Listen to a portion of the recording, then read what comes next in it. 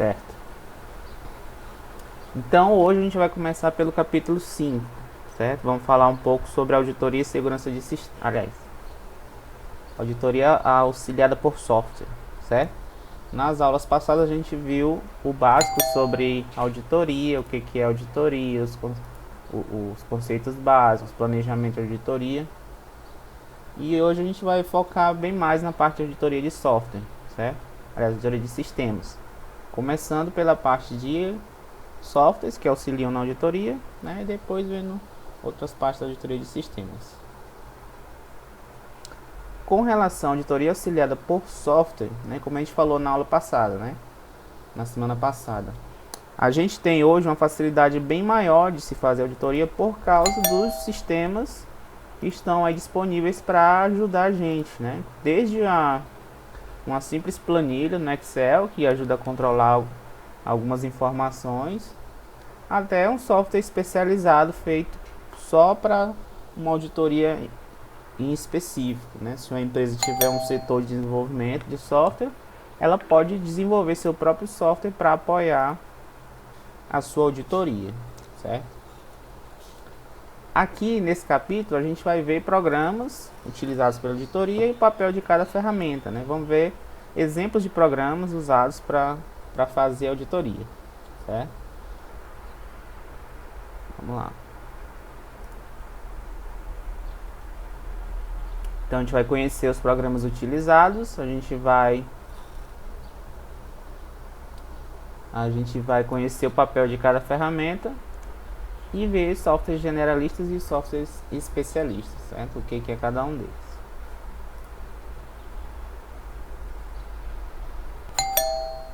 Então a gente vê que algumas metodologias aplicáveis na auditoria convencional também se aplicam na categoria de sistemas. Então, que metodologias são essas, né? A gente tem a aplicação de questionários, a gente tem o auditor observando a rotina de trabalho da empresa, a gente tem a pesquisa e exame de documentos, entre outros, né? Que é a forma tradicional de se fazer quando ainda não haveria software disponível, né?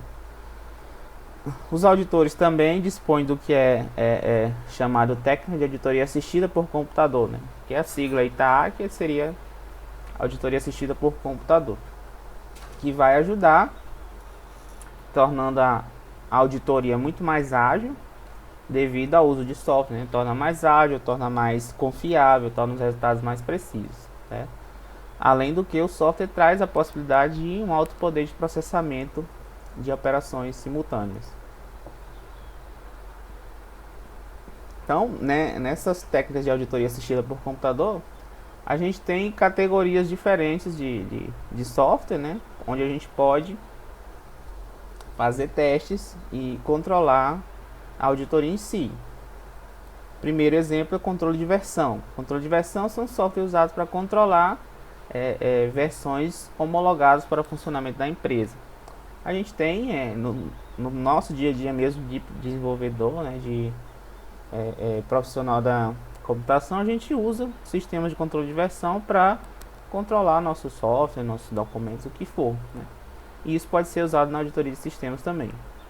Isso vai garantir que a mesma versão de software seja usada por toda a organização, evitando possíveis falhas ou inconsistências de informação. Isso era muito mais crítico, digamos assim, no passado, quando os softwares via web não eram tão difundidos, né?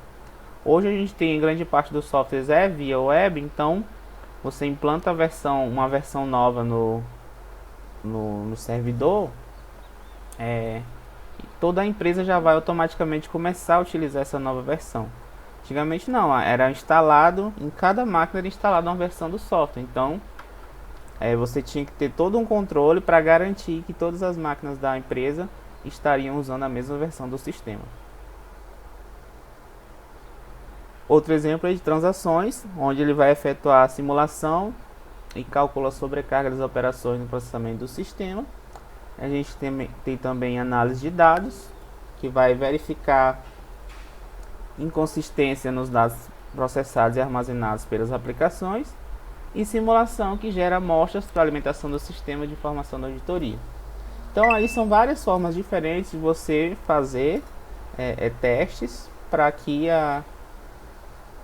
garantir que o funcionamento dos sistemas auditados estão como deveriam ser, certo? A seguir a gente vai ver ferramentas disponíveis para a gente fazer essa simulação, né? Como é que a gente pode fazer esses testes para garantir que a finalidade da auditoria, né? Então a gente tem categorias diferentes de ferramentas. A primeira delas seriam softwares generalistas. São softwares disponíveis aí no mercado que a gente pode adotar para fazer uma auditoria, certo? A gente pode ir lá, pode ser software pago, a gente vai comprar e adotar na nossa empresa, pode ser um software livre que a gente possa simplesmente baixar e utilizar sem muito custo, certo?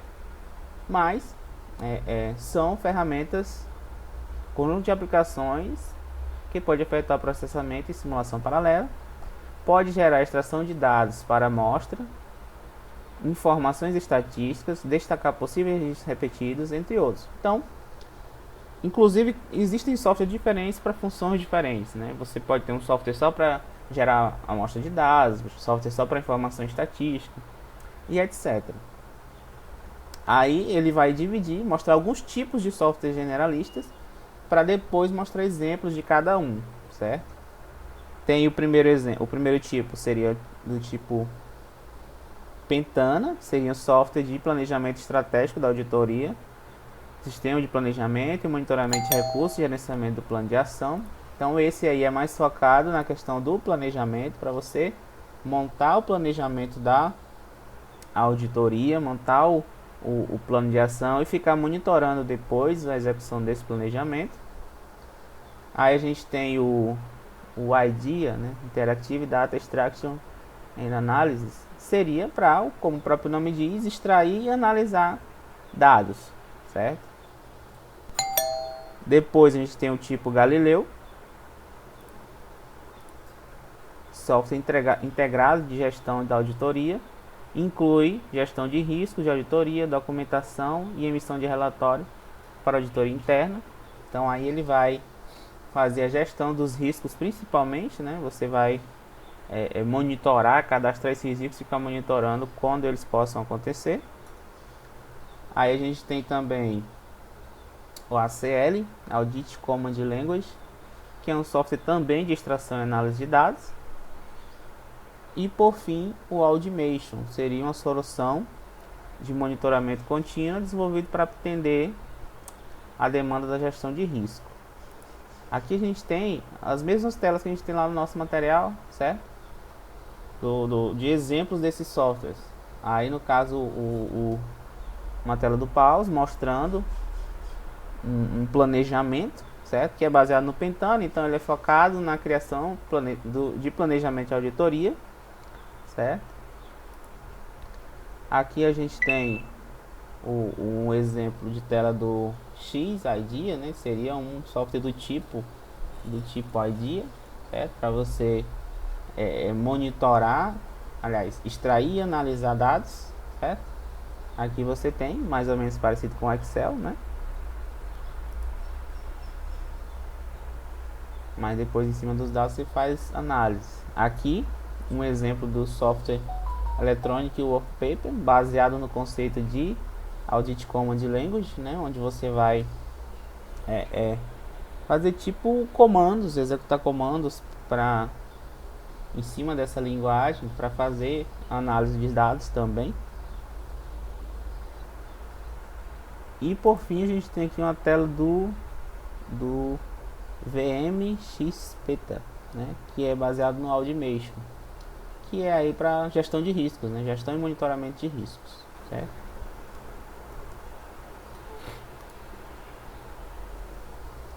Além dos softwares generalistas, a gente tem os softwares especialistas. Qual é a diferença, né? O generalista você encontra ele no mercado, pode utilizar lá da forma que ele é e adaptar para a sua realidade, tentar utilizar as funções necessárias para o que a empresa, para o que a auditoria precisa, certo? Já os softwares especialistas são diferentes, eles são produzidos para aquela auditoria. Então a equipe de auditoria que está montando aquele software para o objetivo da auditoria em curso, certo? Então ele é desenvolvido especificamente para executar certas tarefas dentro do contexto da auditoria. Então você faz o planejamento da auditoria, monta lá as etapas que ela vai ter, e ao mesmo tempo o software vai ser criado e adaptado para a execução ou de todas as etapas ou de alguma etapa específica dentro do contexto da auditoria. A desvantagem desse tipo é que ele é mais caro, porque ele vai ser desenvolvido especificamente para a auditoria e provavelmente vai estar limitado para aquela auditoria e para aquela organização. Ele pode até ser usado novamente depois para uma auditoria na mesma empresa, na mesma área onde ela foi usada. Mas vai ficar difícil você pegar essa ferramenta e utilizar em outro contexto, em outra empresa, em outra área para fazer auditoria, certo? E aí, além desses dois tipos, a gente tem os utilitários, né? Como eu falei lá no começo, né? O exemplo do Excel.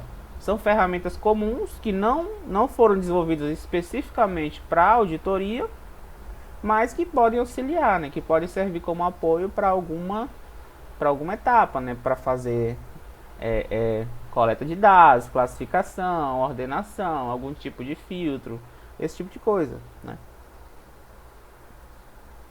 Esses programas não são desenvolvidos com o fim específico da auditoria, mas são extremamente úteis. O principal exemplo é o Excel, né? A gente tem o Excel, a gente tem o Calc do OpenOffice, né? Inclusive até o próprio Word, PowerPoint, que pode ser utilizado como uma forma de você armazenar informação também, né? O Excel porque já tem toda a questão de fórmulas, de cálculos, que pode automatizar algumas coisas na auditoria, acaba sendo mais útil também.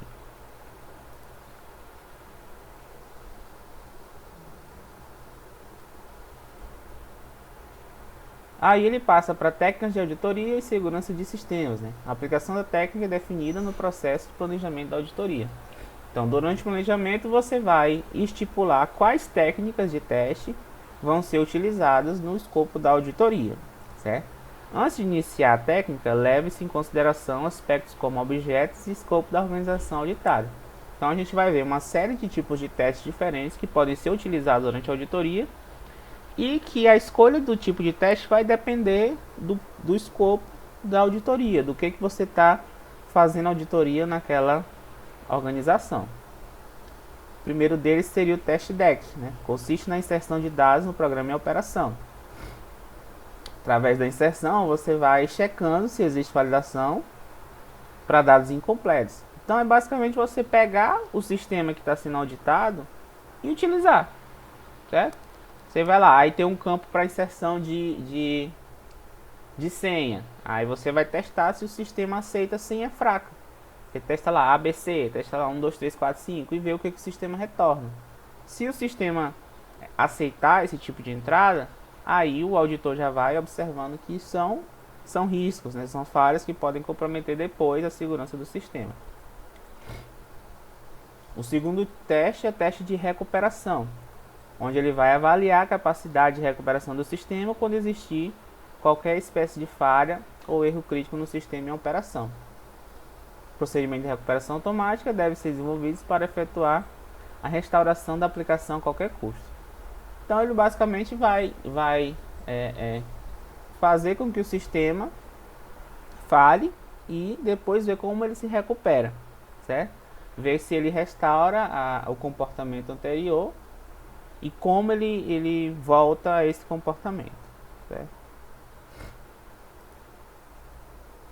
No teste de desempenho, vai verificar o consumo de recursos computacionais e o tempo de resposta das operações requisitadas ao sistema de informação. É necessário criar ou usar software de terceiros para efetuar a medição. Então você vai ter que ter algum software que fique fazendo a medida de quanto de recurso computacional o sistema que está sendo auditado está utilizando, certo? Vocês estão ouvindo, pessoal? Estão reclamando, alguém está reclamando que está mudo. Vocês estão ouvindo agora? E aqui não mudou nada. Estão ouvindo?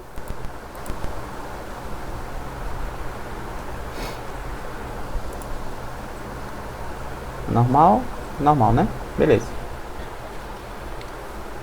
Aí a gente tem também o teste de estresse, que avalia o comportamento do sistema quando submetido a condições de funcionamento extremo. Quer dizer, você vai de propósito submeter o sistema a condições adversas para que ele receba um grande volume de requisição e ver como ele se comporta, certo? Você não vai derrubar o sistema como era no teste de recuperação. Você vai só submeter ele a uma carga muito alta de processamento e ver como ele se comporta, certo? Ver se ele continua funcionando normalmente, se o tempo de resposta aumenta e, claro, observar e analisar o resultado. Temos também o teste de segurança, que avalia os mecanismos de segurança do sistema sobre os conceitos de prevenção, detecção e correção que a gente viu, né?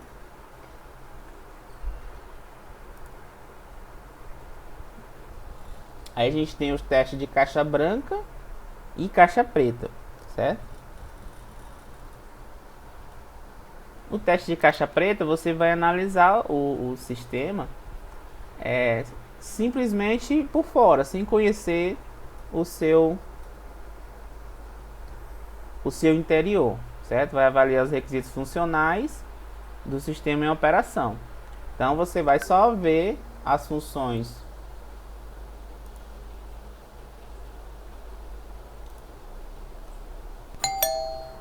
Você vai ver só as funções do sistema, como ele foi projetado, e ver se ela está funcionando, certo? Então você vai ver as entradas, a interface, o acesso a banco de dados, entre outros. Já no teste de caixa branca, você vai entrar no código do sistema e ver como ele foi desenvolvido. Vai avaliar a estrutura interna do programa, fazendo análise do código fonte mesmo, né? Aí no caso a gente vai precisar de um auditor que tenha conhecimento nisso, né? Conhecimento de desenvolvimento para ver, fazer análise, fazer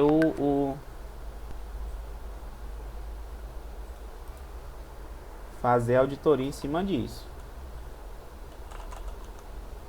Ó, o pessoal reportou aqui que tá com probleminha, na verdade, na rede da RNP, tá? Por isso que às vezes o som fica saindo e voltando. Eu tô gravando aqui a aula, tá? Então depois, dando tudo certo, eu vou colocar no YouTube para vocês verem depois, né? Tem outros tutores também gravando, então depois a gente vê e disponibiliza para vocês, tá? Quem tiver sem som, eu vou colocar aqui a mensagem para vocês tentarem ou aguardarem ou saírem e entrar na sala de novo.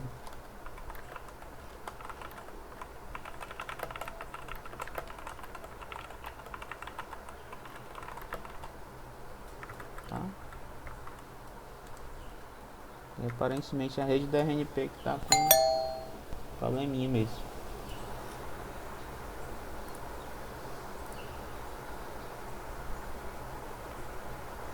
Certo, e voltando aqui, o teste de caixa branca, ele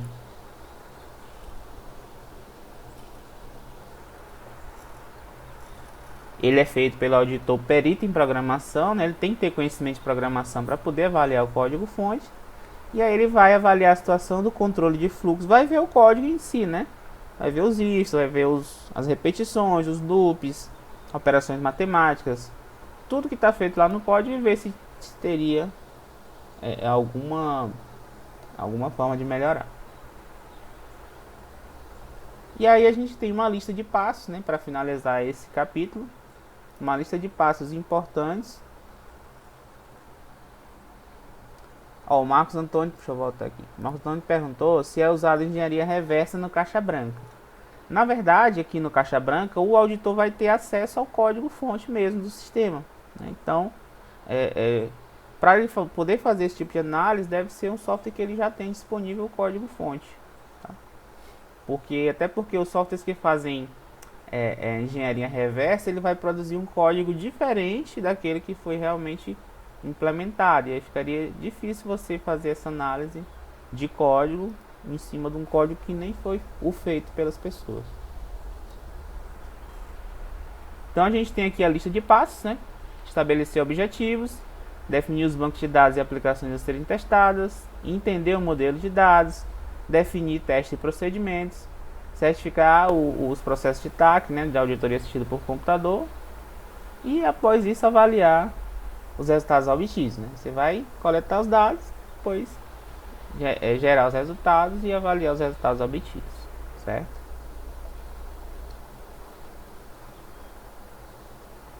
Vamos lá agora para capítulo 6, tá?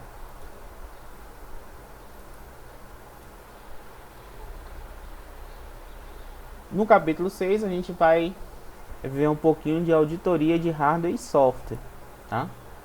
A gente vai ver formas para aplicação da auditoria nos equipamentos e programas utilizados nas organizações, como forma de proteger o patrimônio físico e intelectual da empresa.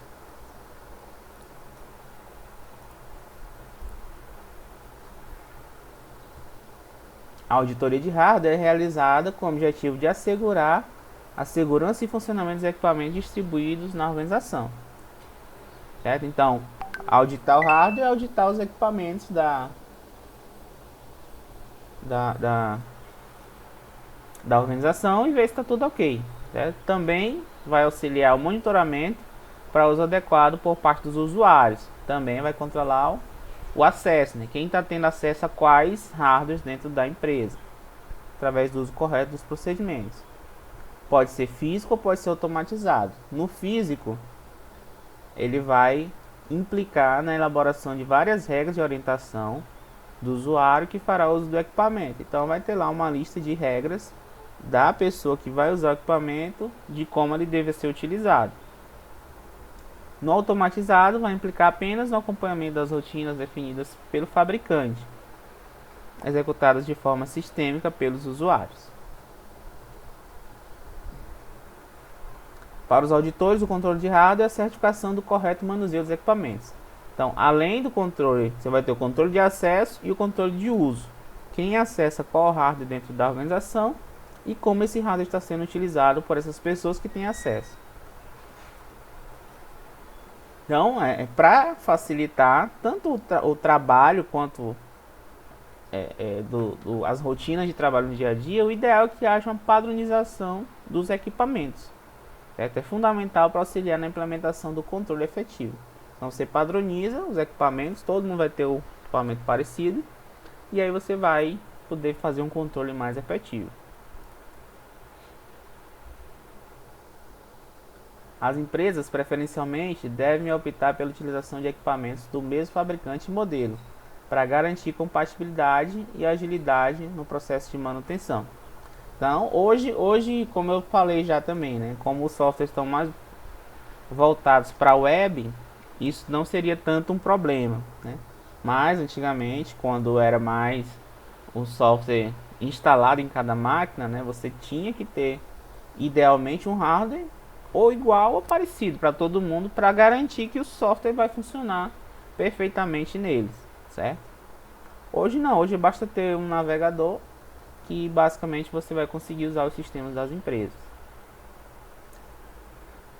Deve possuir também um controle de patrimônio eficaz a fim de evitar possíveis roubos de peças ou trocas de equipamentos. Então o patrimônio vai guardar esses equipamentos, vai ter responsabilidade de indicar quem está usando o que dentro da empresa, né? E controlar o acesso para que alguém não autorizado entre lá no patrimônio e pegue alguma coisa que não deveria.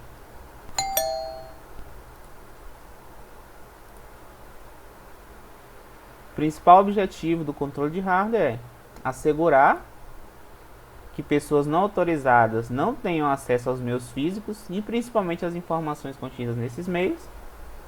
E para isso geralmente é usado o checklist, né? Através do checklist, lista de checagem, você vai definir quais são os tipos de equipamento e autorizações concedidas aos usuários. E também o checklist é amplamente utilizado por setores de manutenção e suporte ao usuário. Então, basicamente, você vai ter uma lista indicando os requisitos para que a pessoa possa acessar o hardware, quando não diretamente o nome da pessoa e que hardware ela pode acessar, certo?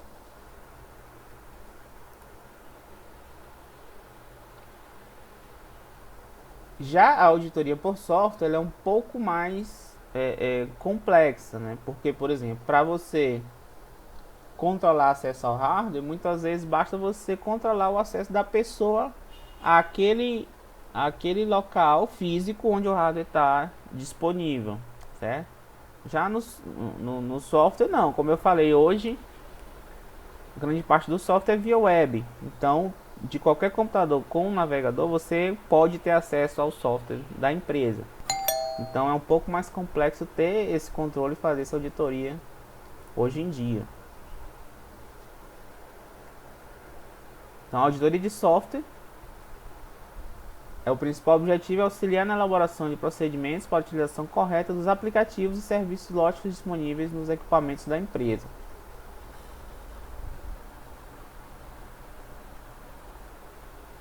O Marcos falou sobre a questão da Huawei, né? Que é do 5G, que está sendo negado em várias partes do mundo e hoje é uma polêmica no Brasil, né? Então era só fazer auditoria nos hardware, né? E resolvido o problema. É complicado, né? Esse é um tema bem polêmico hoje em dia. Normalmente as empresas possuem um serviço de monitoramento que são acionados juntamente ao ativar o sistema operacional do equipamento. Então, quando você liga o computador a primeira vez lá na empresa, ele já vem com algum tipo de monitoramento integrado, certo? Computadores de empresas são assim, né? Computadores pessoais, às vezes, mesmo com o mesmo sistema operacional, não vem com essas coisas habilitadas, né? Através dele é possível assegurar que serão executados somente aplicativos que estejam de acordo com a regulamentação definida pela organização. Muitas vezes a organização já prepara uma série de programas que o computador deve ter e já entrega para o usuário com tudo instalado e configurado. E aí, inclusive, o usuário não vai ter nem permissão de instalar novos softwares na máquina, né? O auditor deve ter conhecimento de todo o funcionamento das operações para sugerir as práticas de uso das aplicações e restrições de acesso por parte dos usuários. Então, de novo, o auditor ele tem que estar por dentro de como a empresa funciona, né? Do que é necessário, quais softwares são utilizados, para poder dar sugestões, mostrar restrições que deveriam existir e tudo mais. É importante criar procedimentos de controle corretivos para intervenções no ambiente de processamento de dados.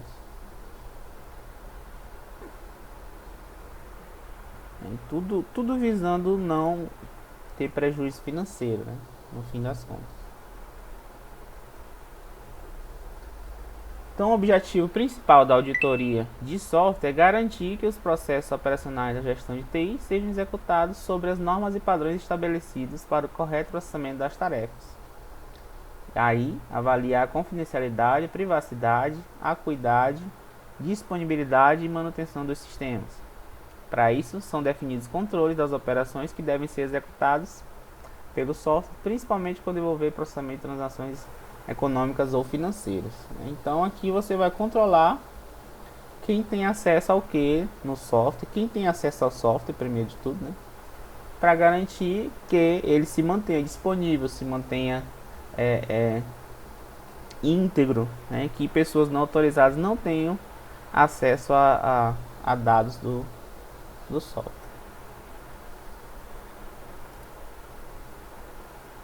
Controles internos do software. Os procedimentos de controle interno são essenciais para o diagnóstico dos pontos fracos que poderão acarretar falhas de segurança na informação da entidade. Então, devido a isso aqui, é de suma importância para o auditor, conhecimento prévio das funções e operações inseridas no sistema. Então, ele tem que ter um conhecimento prévio para poder fazer esse tipo de controle, certo? Bem como o conhecimento prévio do fluxo de execução com outras aplicações de uso corporativo, né? As aplicações podem se comunicar entre si, ele tem que conhecer as aplicações isoladas e o fluxo de dados de uma aplicação para outra. Alguns controles são recomendados para garantir uma maior eficiência e eficácia na gestão dos softwares nas instituições. Por exemplo, aí tem algumas dessas recomendações. Definição de perfil de acesso, né? Quais os direitos de uso para cada usuário. Então, no perfil de acesso, você vai dizer o que o usuário pode ter acesso ou não dentro da aplicação. atribuição de funções definidas aos usuários do sistema, verificação de tempo de acesso, acompanhamento de eventos por usuário, passo do usuário no sistema. Então, tudo isso são controles que o software pode disponibilizar, né, e que a gente, como programador, pode implementar no nosso software também. Certo? Aí, dispositivos lógicos de segurança ativo, como firewall ou antivírus, restrição de instalação de software, como eu tinha acabado de falar, né? E suporte especialistas em software, certo? Após a análise dos controles, o auditor criará um relatório que vai contemplar os objetivos e finalidades de cada teste.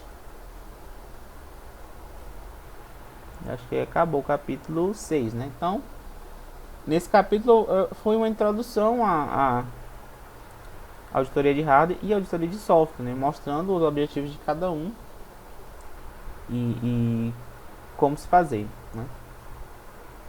No caso do software, hoje é um pouco mais complexo devido à disponibilização de softwares via rede, né, do que era antigamente.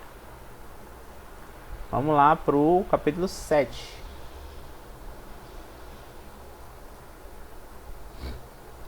O capítulo 7 vai falar um pouco sobre gestão de risco em segurança da informação. Aliás, em sistemas de informação. Foco em segurança, né? A gente vai ver como evitar possíveis ameaças de segurança que possam prejudicar o equilíbrio dos negócios e funcionamento da empresa, e principalmente o desenvolvimento da política de segurança, né, que é uma das formas da gente se proteger e proteger o usuário do uso inadequado do software da empresa. Primeiro, o que é gestão de risco, né? Gestão de risco pode ser definida como um conjunto de mecanismos que permite à empresa identificar e implementar tomadas de decisões em prol da proteção dos ativos da informação, tá? Isso aqui não só no que diz respeito a sistemas, né, a informática, mas como um todo na empresa. Mas como o nosso foco aqui é auditoria de sistemas, então vamos focar na informática, né? Consequentemente, minimizando os riscos, mantendo a filosofia de confidencialidade, integridade e disponibilidade de acesso aos dados, sem prejuízos para a entidade. O primeiro passo é a identificação dos riscos, né? Quais são os riscos que podem que podem atacar aquela organização, né? Da forma como ela trabalha no seu dia a dia. Então, a identificação é localizar. Processo de localização e avaliação dos elementos de risco. Então ele vai levantar quais são os riscos e quais são e avaliar cada um desses riscos para o contexto da empresa. Essa identificação tem algumas etapas, como ele vai mostrar aí. Primeiro, a análise do risco, conhecer os dados históricos da organização para identificar os pontos fortes e fracos da entidade. O auditor busca soluções para minimizar as falhas. Depois, análise e avaliação, onde vai haver a comparação entre risco estimado e critérios de risco. Determinar a importância do risco, que pode ser aceitável ou deve ser tratado, certo? Então, se um risco for aceitável, ele é de importância menor, digamos assim, né? Então acaba sendo deixado para depois, para os que têm uma importância maior. E aí os que têm maior importância vão ser tratados primeiro, porque representam um risco maior para a organização. Depois, a avaliação estimativa, onde ele vai atribuir peso para a probabilidade e as consequências de risco iminente. Aí vai tipo ranquear os riscos, né? Ranquear e ver os que têm maior probabilidade de acontecer. Depois a gente tem a análise e avaliação do risco, onde vai ver a identificação dos elementos iminentes como alvo, agentes, ameaças, vulnerabilidade e impactos. As ameaças a que se sujeitam as informações e os ativos de informação podem ser classificados como: a gente tem alguns tipos de ameaças que podem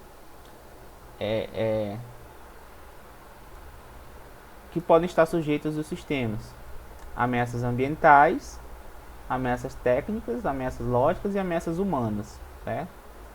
Nas ameaças ambientais a gente tem natural, a gente tem fogo, água, entre outras. Ameaças técnicas, configuração incorreta de componentes de TI, falha de hardware ou falha de software. Ameaças lógicas, a gente tem código malicioso ou invasão de sistemas por parte de alguém, de algum invasor. E ameaças humanas, a gente tem aí o erro de operação, a gente tem fraude, a gente tem sabotagem. Cada um desses tipos de ameaças vão ser avaliadas, analisadas, ver qual é a que tem uma probabilidade de ocorrer para ser tratada ou não no projeto, na política de segurança da informação. O auditor deve auxiliar para evitar que os eventos maliciosos ocorram, né? No fim de tudo, o objetivo é que esses riscos não aconteçam, né? Essas fatalidades não aconteçam. Mas em acontecendo, na gestão de riscos, você vai ter uma resposta, né? Como responder àquilo ali que aconteceu. Aqui a gente tem vários exemplos, tá? de riscos desses tipos que a gente acabou de falar. Por exemplo, a ameaça falha de equipamento. Isso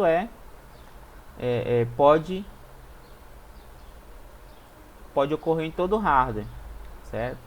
O impacto vai ser: o equipamento danificado pode ser enviado para manutenção com dados sigilosos. Então, o computador deu problema, dentro daquele computador podem haver dados sigilosos que vão para manutenção, e aí lá na manutenção o cara pode ter acesso. Já aconteceram muitos vazamentos de informações desse tipo, tá? Inclusive de computadores pessoais. A pessoa manda e aí o cara lá da manutenção tem acesso a essa informação e acaba por um motivo ou outro vazando. Impacto para a integridade: os dados devem ser corrompidos no momento da falha. Aliás, podem ser corrompidos no momento da falha. E pior do que o cara ter acesso é corromper, né? Se for um dado essencial, for um dado sigiloso, aí você vai ter que refazer aquela parte do sistema. Impacto para a disponibilidade: serviço indisponível imediatamente, né? Equipamento falhou, serviço indisponível. Aí, para você se proteger disso aqui, você tem que ter, dependendo de onde foi a falha, né? Se foi no servidor, aí você pode ter outras cópias do servidor rodando que vão entrar no lugar dela, certo? Aí você tem que ter uma redundância planejada para isso. Um exemplo aqui de ameaça com erro humano. O recurso vulnerável são os sistemas em geral, né? Qualquer sistema está sujeito a esse tipo de ameaça. O impacto da confidencialidade: divulgação de informações de forma acidental, né? A pessoa sem querer divulga informação sigilosa do sistema. Impacto para a integridade: inserção de dados incorretos por funcionários. Impacto para a disponibilidade: destruição acidental de dados por parte dos funcionários.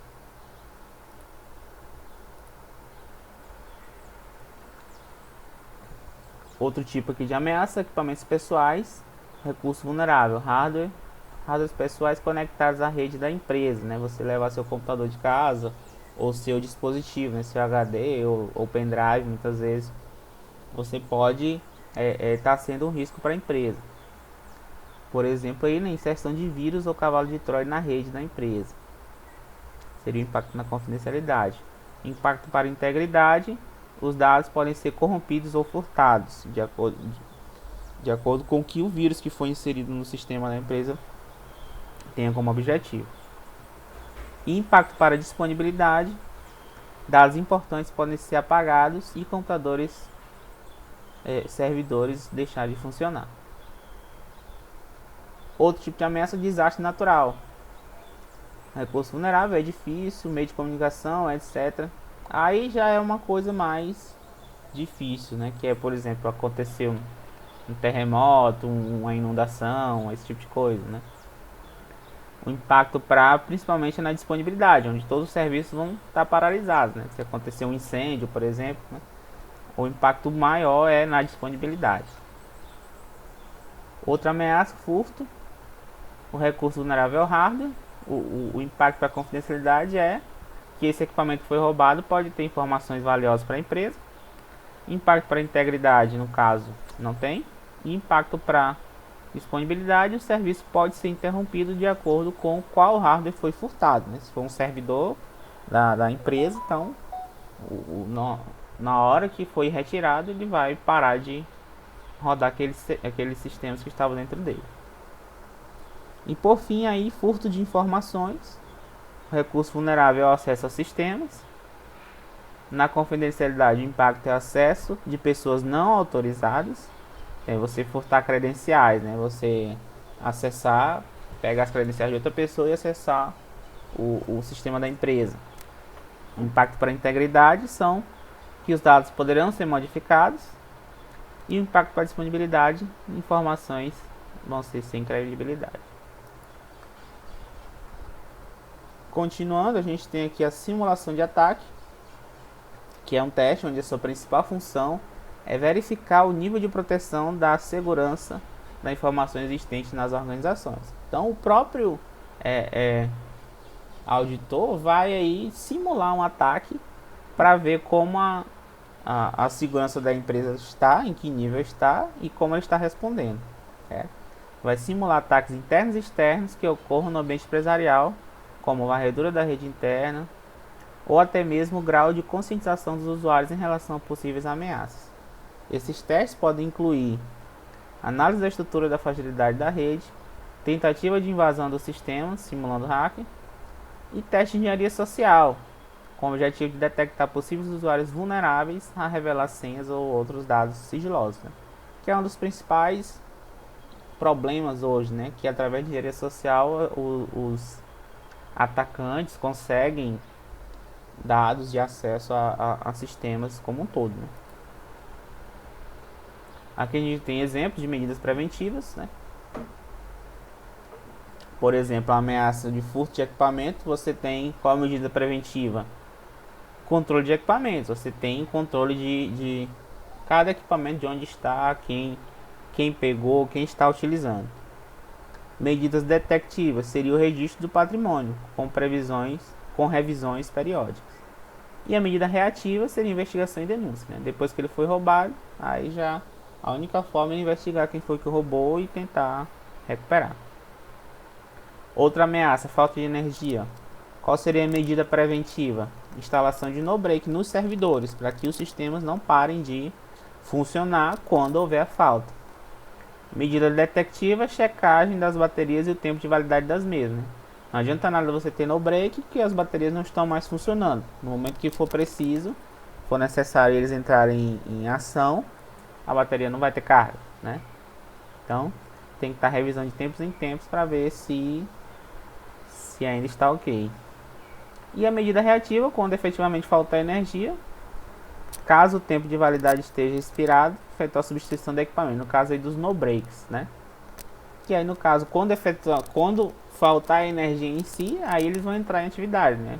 Tudo isso para garantir que os no-breaks funcionem corretamente como esperado quando acontecer a ameaça. Certo?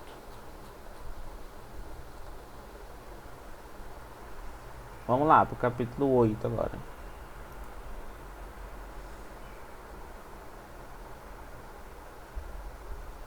Capítulo 8, padrões de processos.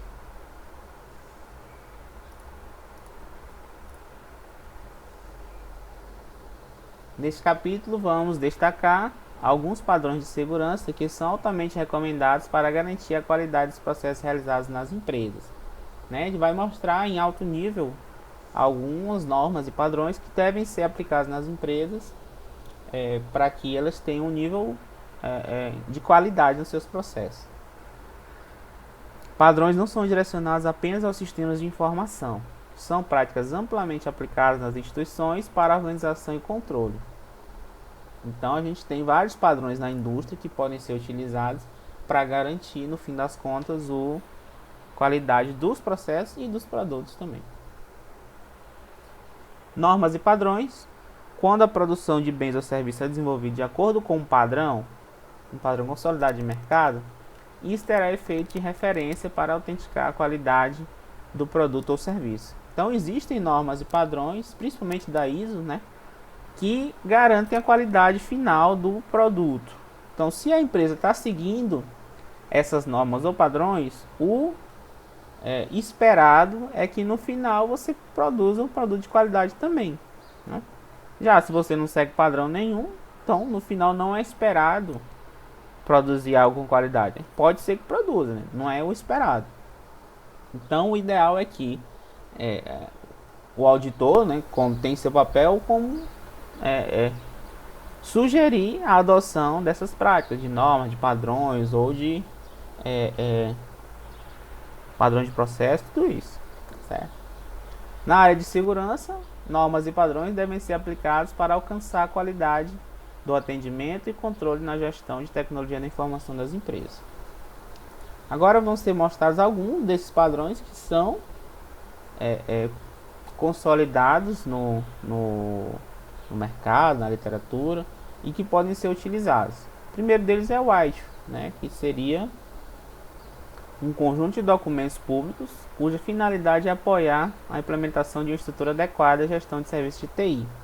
Né, o ITIL é focado em TI, né, não é bem uma metodologia, né, é um conjunto de melhores práticas. Define o escopo de atuação dessa estrutura, bem como o seu serviço. Contempla áreas como incidentes, problemas, implementação e suporte de software. Ajuda a padronizar e melhorar a qualidade dos serviços ofertados pela TI. E aí, dentre as principais vantagens estão a redução da ocorrência de falhas operacionais, diminuição no tempo de atendimento a problemas e mais disponibilidade no setor de TI. As ocorrências são catalogadas e a solução será registrada para resoluções futuras de problemas similares, né? Muitas vezes na empresa você tem os mesmos problemas parecidos acontecendo rotineiramente, né? E aí, com a ajuda desse tipo de práticas, você consegue melhorar o atendimento ao cliente ou ao usuário, certo?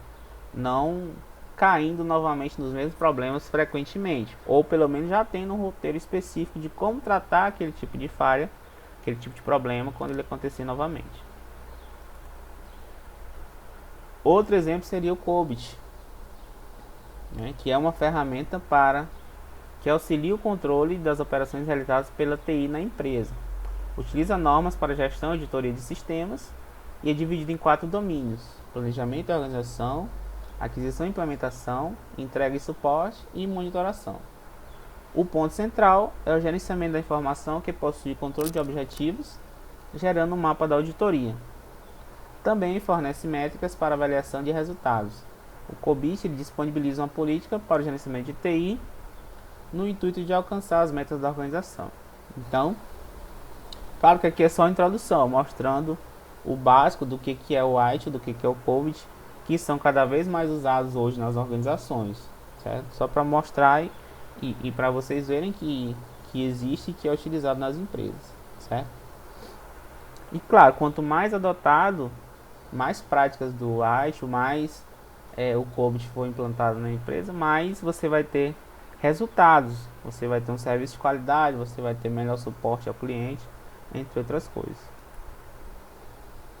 Com relação a normas e padrões da ISO, né, a gente tem essas duas. A gente tem a família de padrões BS 7799, que trata da gestão de segurança da informação, que é o equivalente ao que seria o ISO 9001, só que voltado para software, certo? E esse padrão ISO 17799,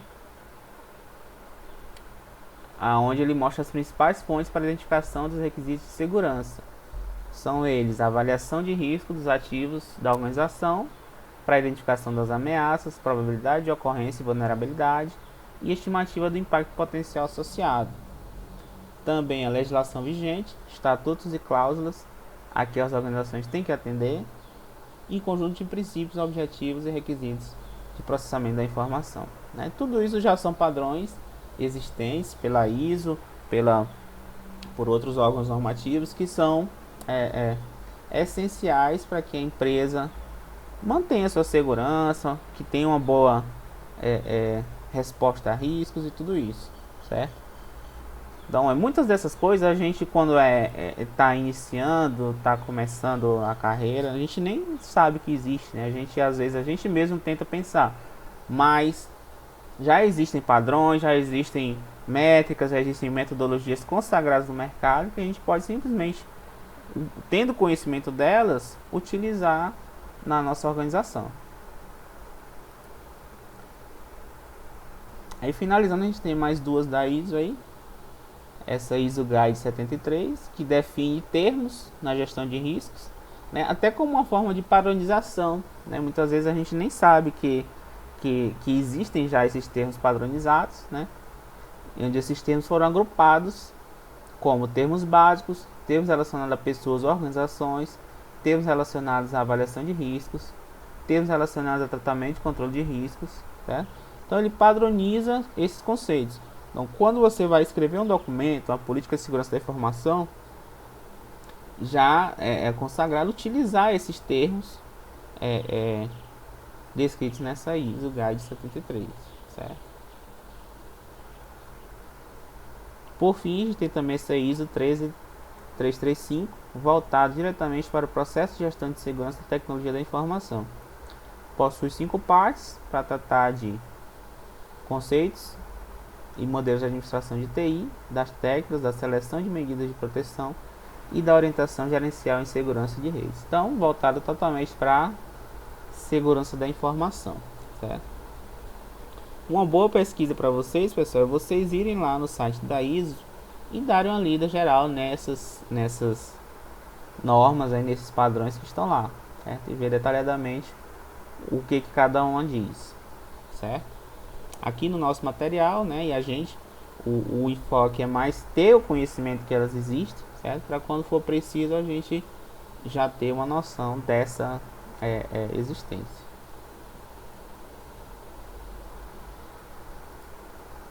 No capítulo 9, agora ele vai falar de efetivamente política de segurança da informação, certo?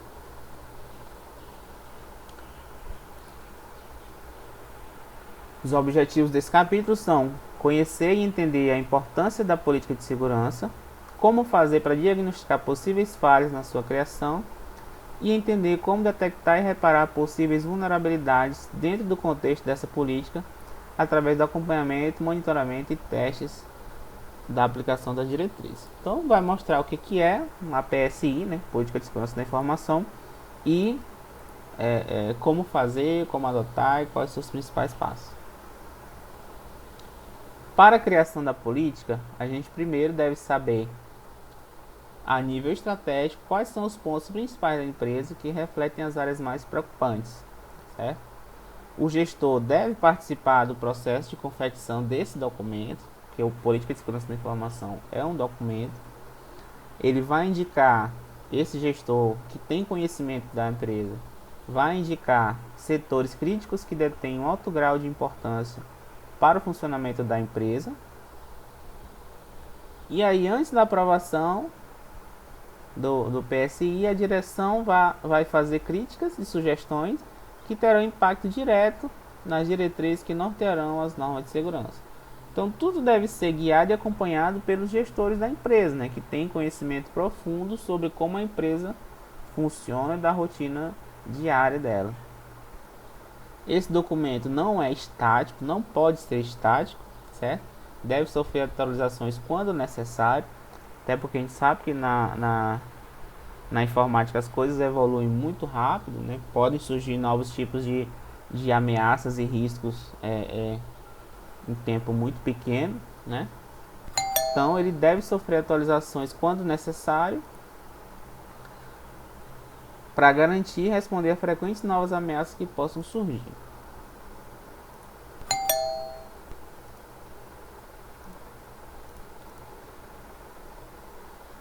A política de segurança da informação deve atender às necessidades de controle, principalmente das informações acessadas pelos usuários da empresa, né? Então, o básico, como a gente já vem falando desde o começo desse material, é controle de acesso, né? Ver quem tem acesso ao que, o que cada pessoa pode acessar dentro dos sistemas. Deve ser direcionado aos princípios éticos de uso da estrutura da corporação, sem entrar no mérito dos detalhes técnicos da implementação. O documento deve conter uma declaração introdutória com o problema da segurança da informação no contexto mais amplo dos riscos do negócio, uma explicação da importância da informação e dos recursos computacionais necessários de protegê-los. Deve conter claramente informações a respeito da responsabilidade de uso dos equipamentos e software e deve estabelecer as orientações de proteção a serem adotadas por seus usuários. Então, pessoal, a PSI é inclusive uma forma da gente, como profissional da informática, se proteger, certo? De eventuais problemas causados pelos nossos usuários, né? Os usuários dos nossos sistemas. Porque se não há uma política definida de responsabilidades e de deveres, então acaba caindo tudo na nossa cabeça, né? Como analistas, como programadores e tudo mais. Então, na política vai estar lá bem claro qual a responsabilidade que o usuário tem. Inclusive para o caso de engenharia social, né? Se ele for acabar vazando seu usuário, sua senha, em algum ataque de engenharia social, ele vai ter responsabilidade sobre isso, inclusive com punições estabelecidas que podem ser aplicadas, certo? Então é importante que a empresa tenha uma PSI, né, uma política de segurança da informação estabelecida. Aí a gente tem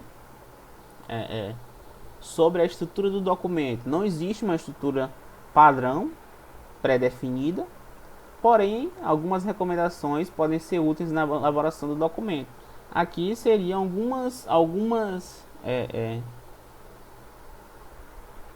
algumas partes que o documento pode geralmente conter, certo? Que não é obrigatório, mas que seria bom que tivesse.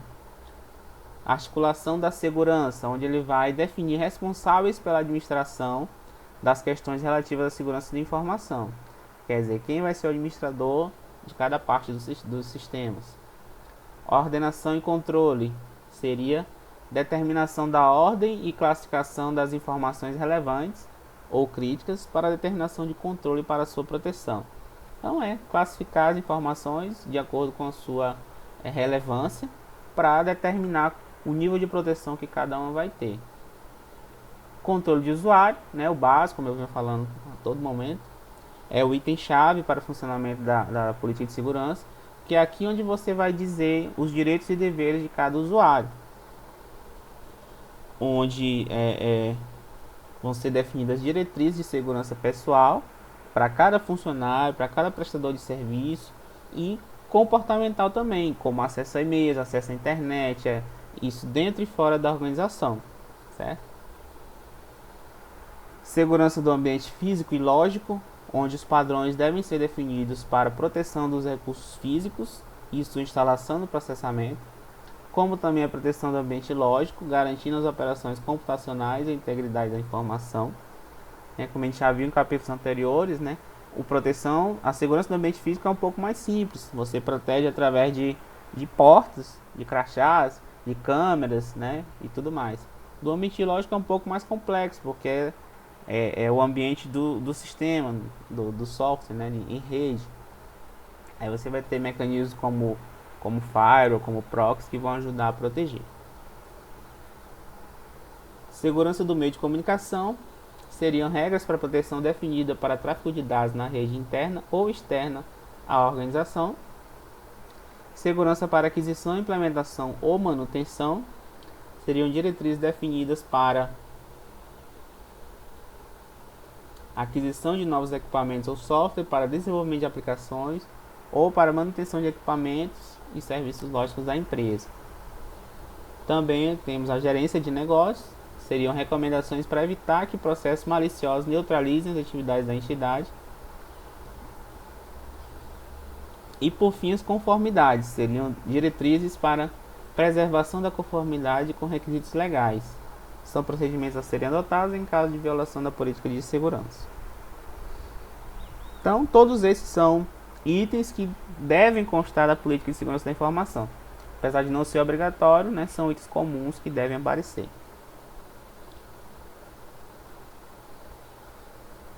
Vamos lá para o capítulo 10 agora, né? Já está chegando quase no final do horário.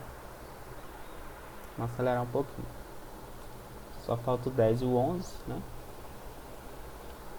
No capítulo 10 a gente vai ver um pouco sobre aspectos humanos da segurança da informação, né? Principalmente, como a gente já vem falando, a questão da engenharia social, né? Que hoje é um dos grandes problemas de vazamento de dados, vazamento de informação, vazamento de usuário e senha, tudo isso. Os objetivos são conhecer a fragilidade do aspecto humano, como a fragilidade do aspecto humano pode colocar em risco os fatores da segurança da informação nas organizações. Conhecer mecanismos para tentar minimizar as consequências desse fato, certo? Como tentar combater essa fragilidade.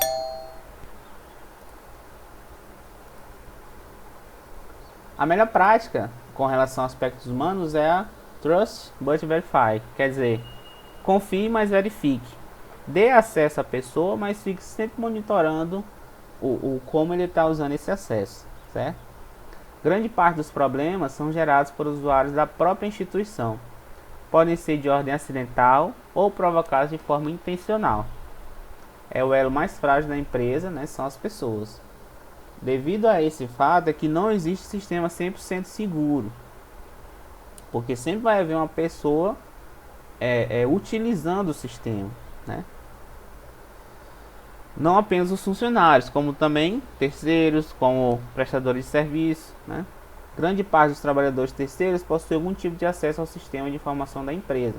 E hoje, né, como os sistemas são grande parte disponíveis na internet, até o público em geral tem acesso aos sistemas das empresas hoje e pode tentar efetuar algum tipo de acesso indevido.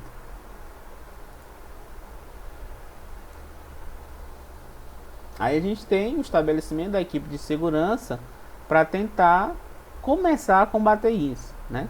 A escolha da equipe de segurança é primordial para garantir a eficácia do processo. Não adianta possuir os melhores equipamentos, software antivírus, firewall, entre outros, caso não tenha administrador capacitado para organizar e gerenciar o ambiente de TI.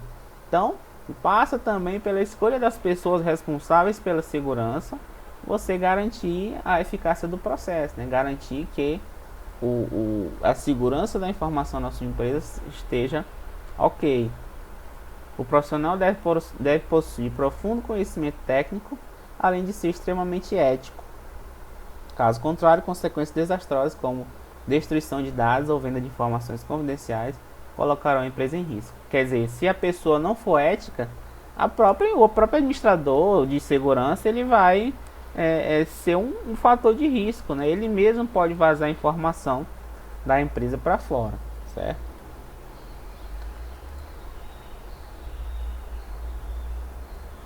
A segurança do núcleo operacional, né, está ligada diretamente pela colaboração de todos os funcionários da empresa, segurança dos ativos. A prevenção é palavra-chave para a reação a eventuais ameaças que possam surgir. Colaboradores devem comunicar a ocorrência de novos eventos que possam negligenciar a política de segurança da informação da instituição. Então, é uma das formas de combater.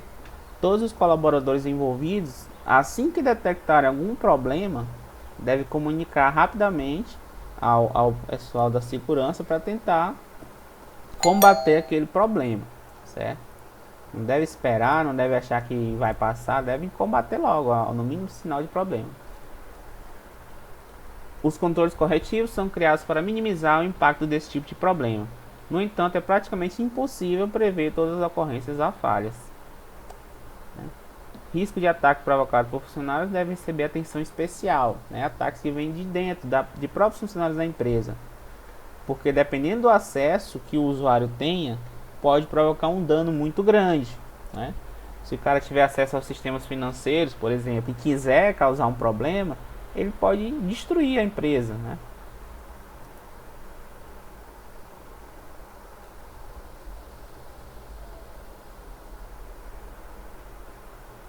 Aí a gente tem algumas formas de tentar diminuir os riscos provocados pelo núcleo operacional.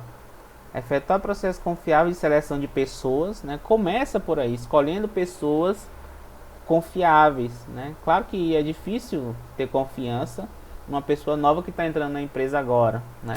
Mas no processo de seleção você já pode ter uma noção de como são as pessoas que estão entrando para tentar evitar ao máximo essas brechas de segurança. Definição das responsabilidades no contrato de trabalho, assinatura de acordos de sigilo e confidencialidade, adequação de segregação de funções, treinamento e conscientização, punição em caso de desrespeito às normas de segurança e processo de desligamento do funcionário do sistema. Quer dizer, tudo isso aqui para tentar garantir com que as pessoas que vão entrar na empresa, que vão trabalhar na empresa, não sejam brechas de segurança, né? Inclusive, pessoas novas vão tendo acesso mais restrito ao sistema. E à medida que eles vão tendo mais tempo de empresa, vão tendo mais confiança dos gestores, vão subindo na hierarquia e tudo, aí vão tendo mais acessos dentro dos sistemas da empresa, né? E claro, as responsabilidades também são definidas, como punições em caso de desrespeito e tudo mais.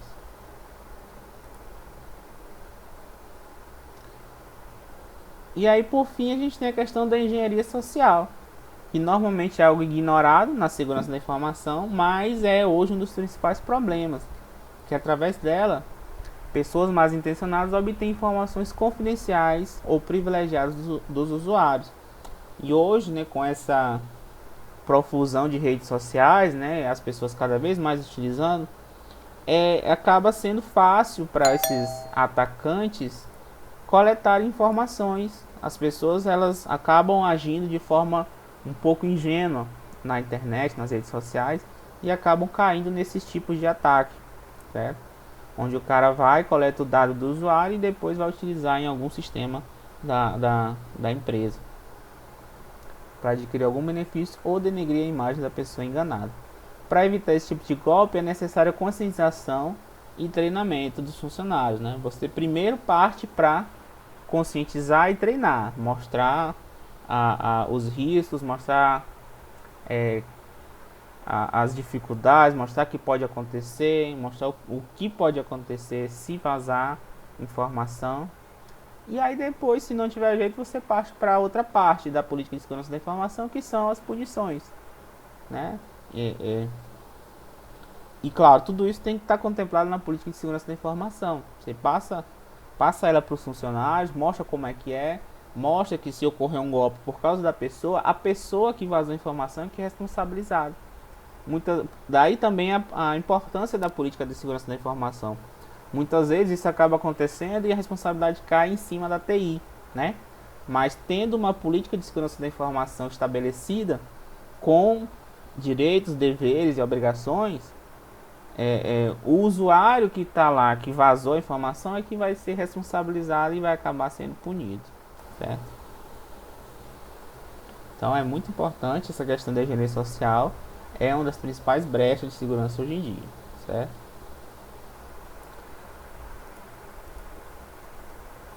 Aí fechamos o 10, agora vamos para o último capítulo, certo? Capítulo 11, segurança do ambiente, né?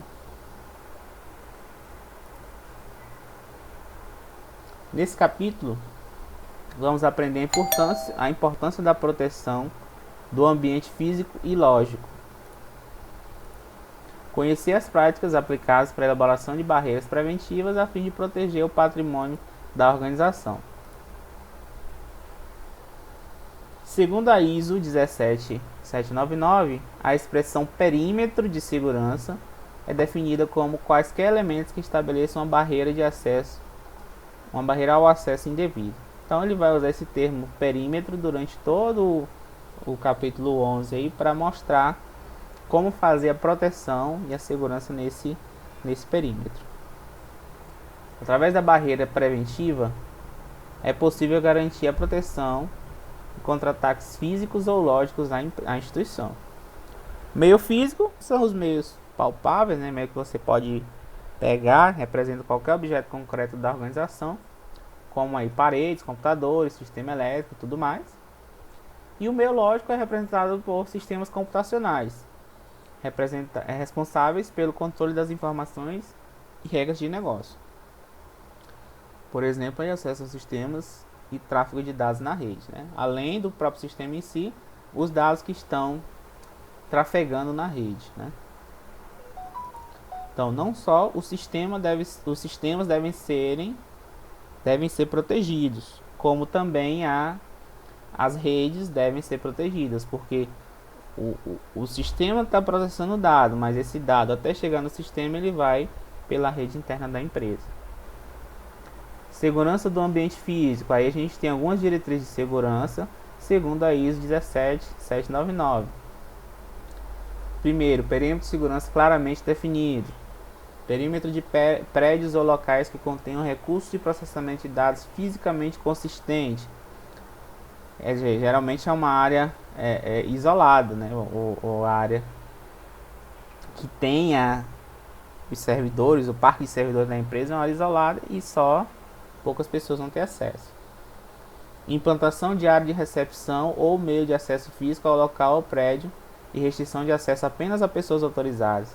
Quer dizer, tem que ter uma barreira de entrada ali, alguém controlando, ou via físico, ou via lógico. Hoje tem aquelas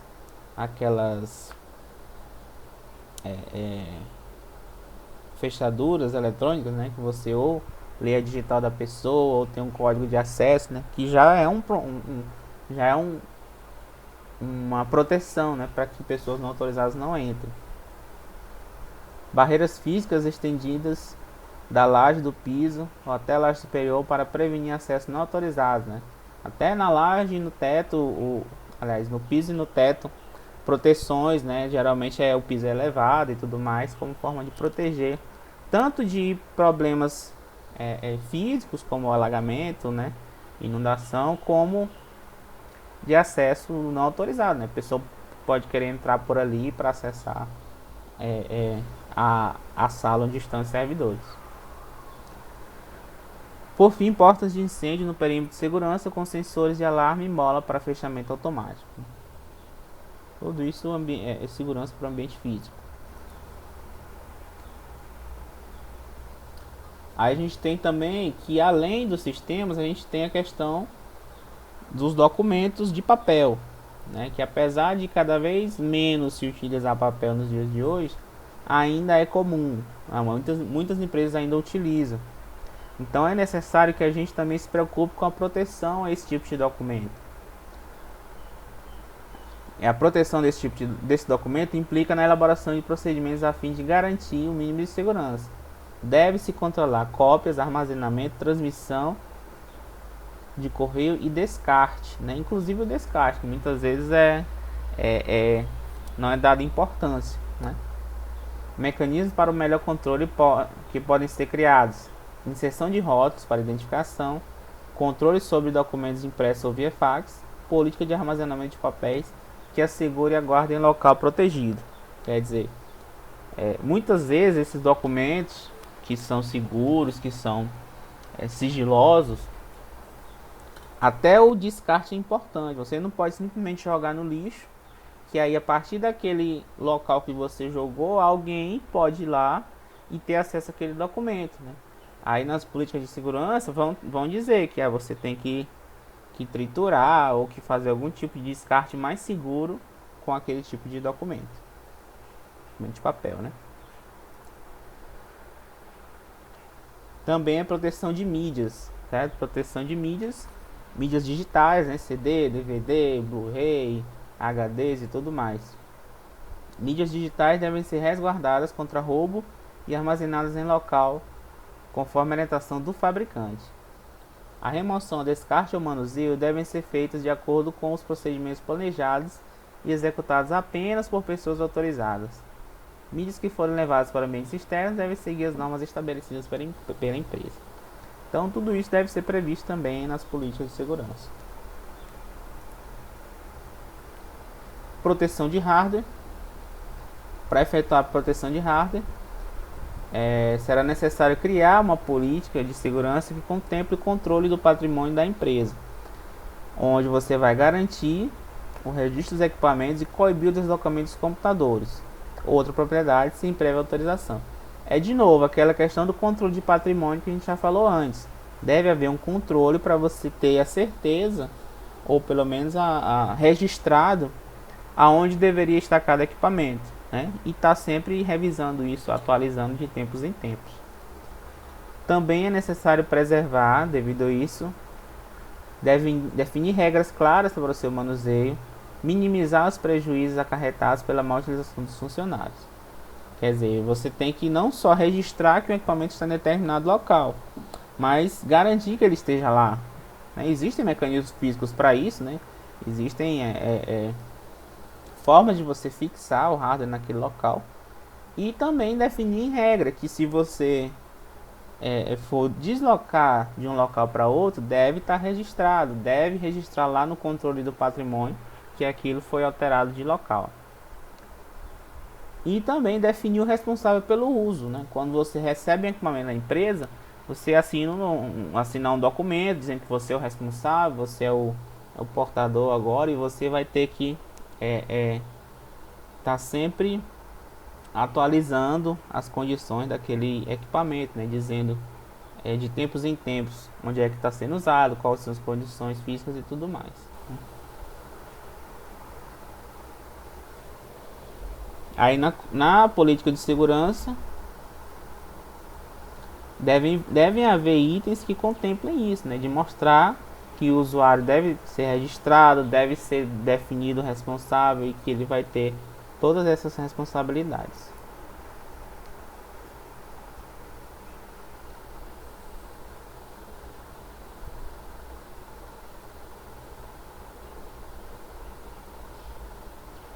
Aí a gente tem um exemplo na proteção do hardware. A falta de energia é um fator altamente relevante, né? Que todos os hardwares que a gente tem hoje funcionam à base de energia elétrica. Então deve haver um plano de contingência quando essa falha de energia, essa falta de energia acontecer, né? Com relação ao cabeamento, é outra preocupação importante, né? Que hoje, o que seja cabeamento elétrico, telefônico ou de rede de computadores, né? É muito importante que o cabeamento esteja bem estruturado e esteja em funcionamento para que a empresa funcione corretamente, né? Aí ele tem algumas recomendações sobre a questão do cabeamento. Seria usar linhas elétricas de telecomunicação subterrânea, ou pelo menos sujeitas à proteção alternativa.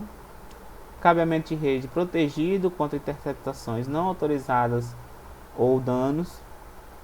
Cabos elétricos separados dos cabos de comunicação para prevenir interferência. E controles adicionais para sistemas críticos, né? Então você vê, existem recomendações até para isso, né? Para como proteger os cabos, como instalar os cabos para que o sistema funcione com qualidade, né? E você proteja os dados que estão trafegando ali dentro. Agora, com relação à segurança do sistema lógico, né? Que como eu falo desde o início, é muito mais complexo do que a segurança dos dispositivos físicos. Aqui a gente vai proteger, processar, trafegar e armazenar o fluxo de dados que serão fornecidos por seus usuários. Dificuldade em se identificar as falhas para que as medidas preventivas possam ser aplicadas. Caso a empresa tenha conexão com a internet, pior ainda, né? Não será possível garantir que as falhas de vulnerabilidade apareçam, devido às rápidas mudanças que ocorrem na tecnologia. Não existe um padrão definido quando o assunto é segurança do ambiente lógico. Cada caso deve ser analisado de forma independente. É comum que cada usuário tenha um login e senha para acessar os sistemas da empresa, né? Ao qual será definido o seu nível de independência nos sistemas, garantindo o monitoramento que será efetuado pelo gestor da rede, né? Aí o gestor da rede vai, através do login e senha do usuário, vai saber o que ele está acessando, onde que ele está acessando e dentro do sistema que operações ele está efetuando. Outros programas como Firewall, antivírus e proxy devem ser instalados e atualizados rotineiramente, né? Mesmo atuando fora do sistema, né? Mesmo só navegando na internet, vendo alguma outra coisa que não o trabalho normal da empresa, através desses programas aqui, o administrador vai ter a noção do que o usuário está fazendo ou tentando fazer com a rede da empresa, né? E aí implementar possíveis bloqueios ou mecanismos de segurança também. Os programas que controlam o fluxo de informações adotados nas empresas devem possuir seu próprio aparato de segurança. Recursos como criptografia e controle de acesso normalmente são acoplados nesse tipo de aplicação, né? Hoje tudo é base. Todos os sistemas hoje estão migrando para sistemas criptografados, né? Inclusive as páginas web estão migrando para HTTPS para ter mais segurança.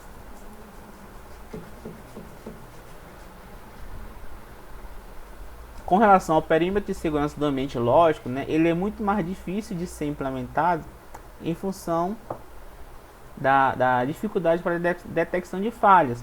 Com relação ao ambiente físico é mais fácil, né? Você tem um ambiente ali da empresa, as salas da empresa é mais fácil. Com relação ao ambiente lógico não, porque de qualquer lugar do mundo você vai poder acessar os sistemas da empresa, então é um pouco mais difícil. E aí o que a gente faz, o que se faz para isso é configurar softwares de proteção, que é o firewall, principalmente o firewall, que vai definir regras de acesso da rede de fora para dentro ou de dentro para fora da organização, né? Outros programas são antivírus do firewall, como eu já falei, né?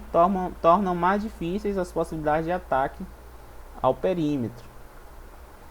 Mas, é claro, é impossível garantir que o ambiente seja 100% seguro a falhas. Mesmo com o firewall todo bem configurado, todo bonitinho, funcionando, um proxy instalado, configurado, atualizado, e com o software antivírus rodando na máquina do usuário, é ainda impossível garantir 100% de segurança, certo? Então, mesmo no ambiente todo bem configurado, é necessário que os administradores estejam sempre atentos ao que está acontecendo.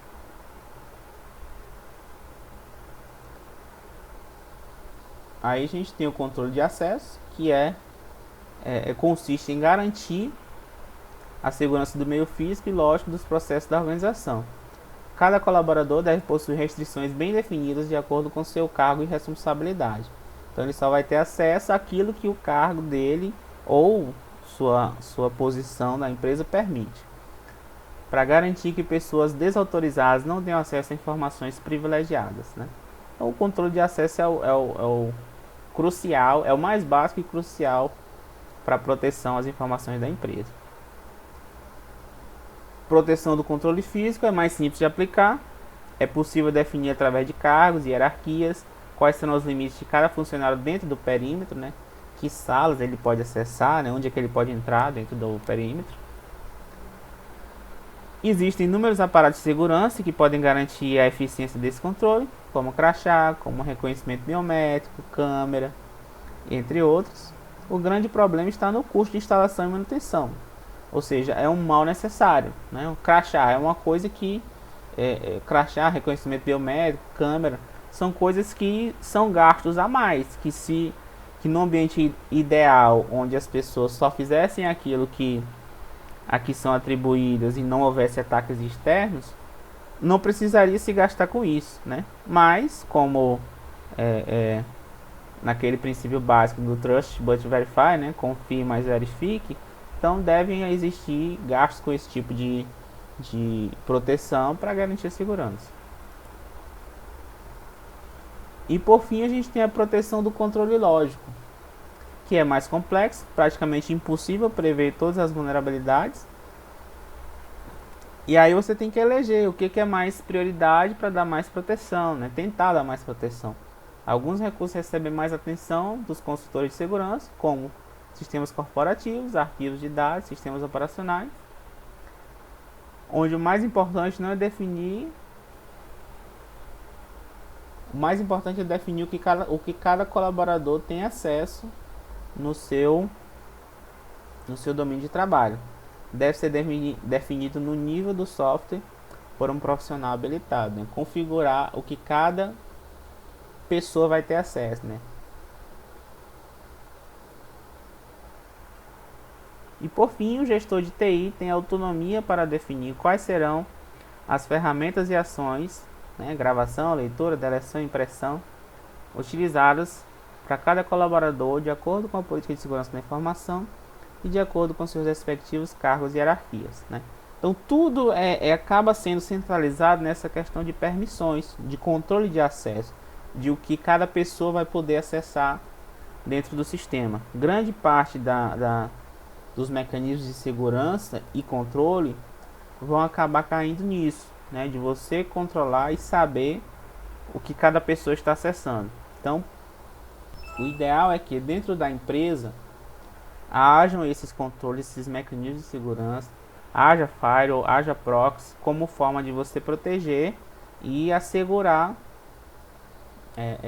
e controlar o que cada usuário está acessando, né? Porque quando acontecer um problema, você vai conseguir rastrear, você vai conseguir ver o que os usuários estavam fazendo naquele momento, ver o que a pessoa fez ou tentou fazer, para tentar descobrir o que aconteceu e recuperar das falhas, certo? O ideal é que não hajam problemas, mas todos esses mecanismos servem para você, primeiro, tentar evitar que os problemas aconteçam e depois, se acontecerem, você recuperar da forma mais rápida possível, voltar ao estado que o sistema estava antes e para que o trabalho da empresa seja afetado o mínimo possível, né? Então, pessoal, com isso a gente finalizou o capítulo 11, né? Foi muito assunto para hoje, né? São muitos capítulos, mas como eu falei na semana passada, acaba que os capítulos são bem curtos, né? São materiais mais introdutórios, né? Não tem muito aprofundamento em nenhum capítulo desse que a gente viu. Serve mais para a gente ter uma base, uma noção de cada um desses conteúdos, tendo principalmente como foco a questão da segurança de sistemas e na primeira parte a questão da auditoria de sistemas, certo? Então é isso, já estamos aí chegando às 6 horas. Quem tiver dúvida, vão colocando aí no bate-papo, que eu vou tentar tirar qualquer dúvida que vocês tenham agora. E essa aula eu gravei aqui, acho que deu certo. Vou colocar no YouTube e passar o link para vocês depois, para inclusive os alunos que não puderam estar aqui agora poder assistir a aula depois, certo? As nossas atividades, né? A gente teve semana passada já, na segunda, finalizou o prazo para a primeira lista e para o primeiro fórum. Depois de amanhã, na segunda-feira, finaliza o prazo para a segunda lista e para o segundo fórum, tá? Aí vai ficar faltando só o trabalho final, que o prazo para entregar é depois da prova. Então vocês vão ter aí as 2 semanas de recesso e mais a semana antes da prova para poder fazer o trabalho final. E aí a nossa prova vai ser lá na primeira semana depois do recesso, né? No dia 9, se não me engano, né? 9 de janeiro. E é isso aí, o assunto é esse. Não tem muito que alongar. As listas de exercícios são perguntas básicas, as respostas estão presentes no material, certo? Assim que finalizar o prazo para a segunda lista, eu vou disponibilizar o gabarito para vocês, até como forma de vocês estudarem para a prova também, tá? Então é isso, fico aguardando aqui qualquer dúvida que vocês tenham, para a gente tirar, certo?